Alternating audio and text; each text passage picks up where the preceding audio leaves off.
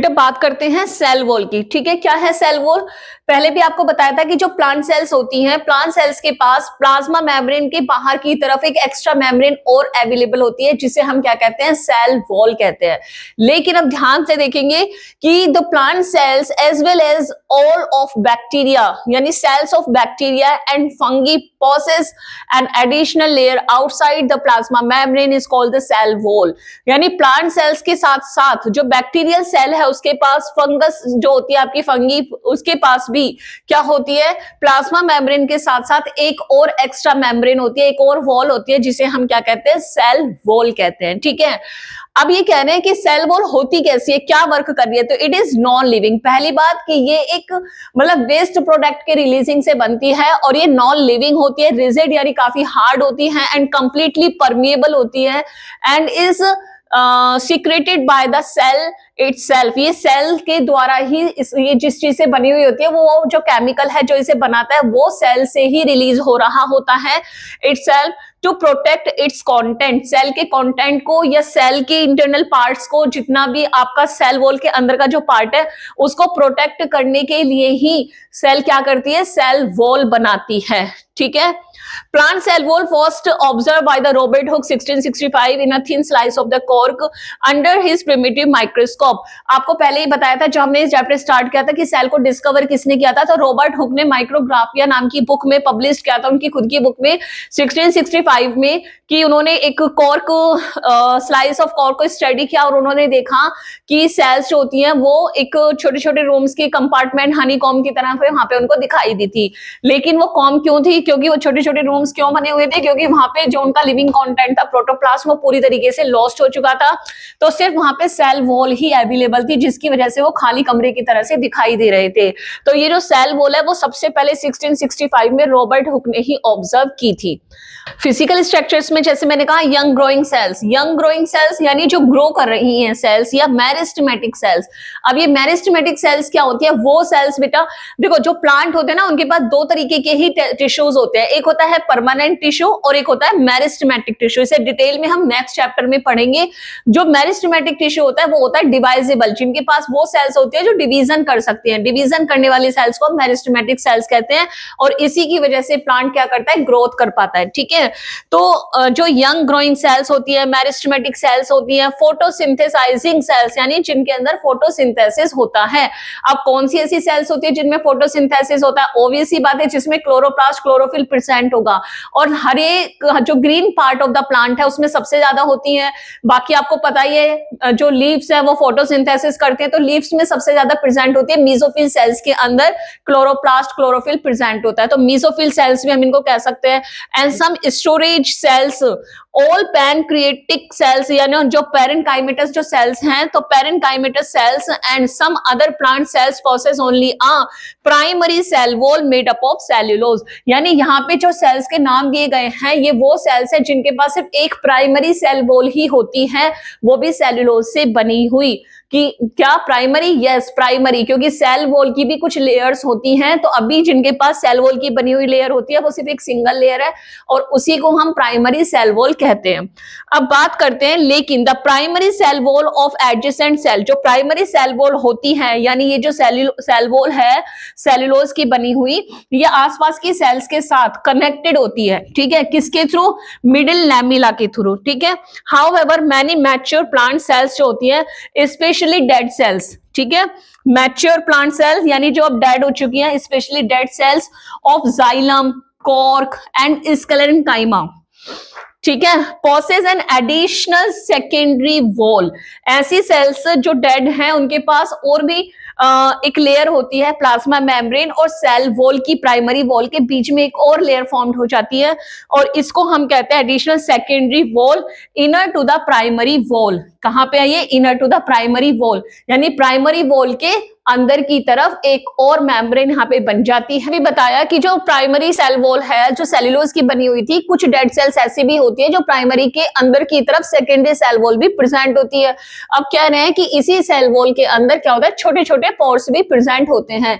जो cell walls होती है उसमें छोटे छोटे पोर्स अवेलेबल होते हैं जिनसे साइटोप्लाज्मिक स्ट्रैंड्स जो होते हैं वो निकल रहे होते हैं, यानी थ्रेड लाइक स्ट्रक्चर्स होती है स्ट्रैंड फाइबर टाइप के, वो निकलती है जिसे हम प्लाज्मोडेस्माटा कहते हैं। ठीक है, अब ये क्या करती है, ये इंटरकनेक्शंस का काम करती है, यानी सेल से सेल को कनेक्ट करने का काम करती है। तो plasmodesmata from intercellular connections that allow, ये क्या करे, फॉर्म्स करती है प्लाज्मोडेस्माटा इंटरकनेक्शंस, यानी इंटरसेल्युलर कनेक्शन, दोनों सेल्स के आसपास की सेल्स के बीच में कनेक्शन डेवलप करती है, जिसकी वजह से क्या हो जाता है, एक्सचेंज होता है ऑफ मटेरियल्स का in between adjacent living cell content. आपस के जो सेल हैं, आसपास की जो सेल्स होती है उनके बीच में प्लाज्मोडेस्माटा के थ्रू आसपास की जो सेल्स होती है वो एक दूसरे से कनेक्टेड होती है और वहीं से उनका एक्सचेंज भी चलता रहता है।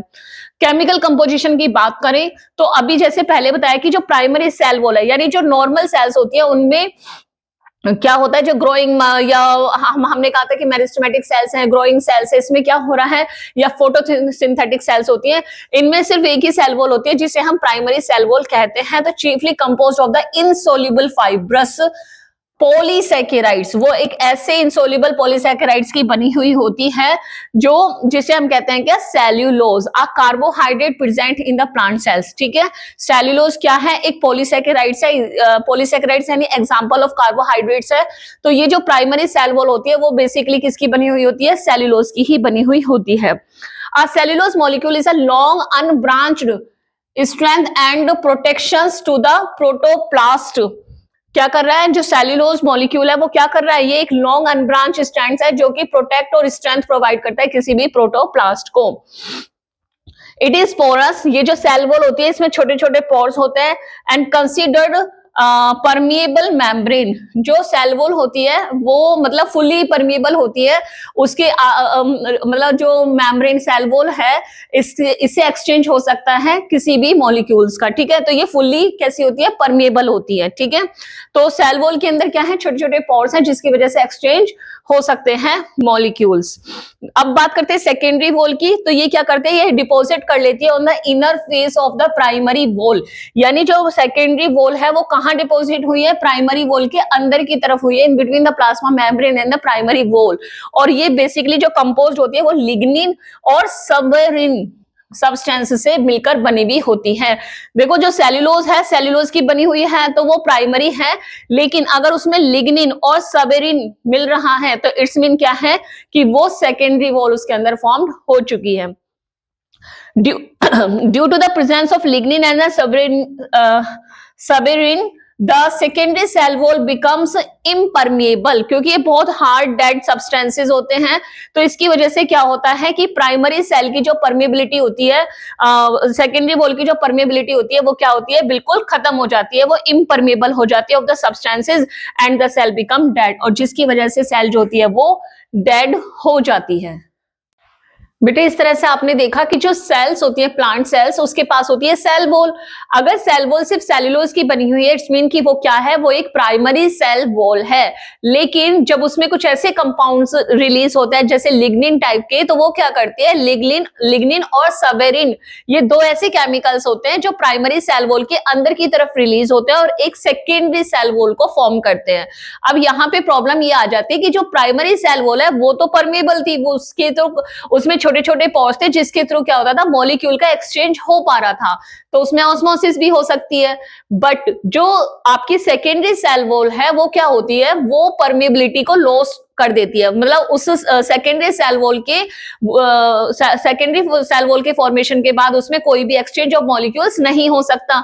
तो यहाँ पे उसी चीज को हम देख रहे हैं कि जो प्लांट सेल्स हैं, जो प्लांट सेल लिविंग है, when it has only primary cell wall, यानी कोई भी प्लांट सेल सिर्फ तब तक लिविंग है जब तक उसके पास सिर्फ प्राइमरी सेल वॉल होती है, लेकिन जब वो सेकेंडरी सेल वॉल को फॉर्म कर देती है तो उसकी परमेबिलिटी लॉस्ट हो जाती है, जिसकी वजह से वो डेड सेल्स में कन्वर्ट हो जाती है। ठीक है, तो the plant cell is living when it has only primary cell wall and becomes dead when the secondary wall is deposited on the inner face of the primary cell wall.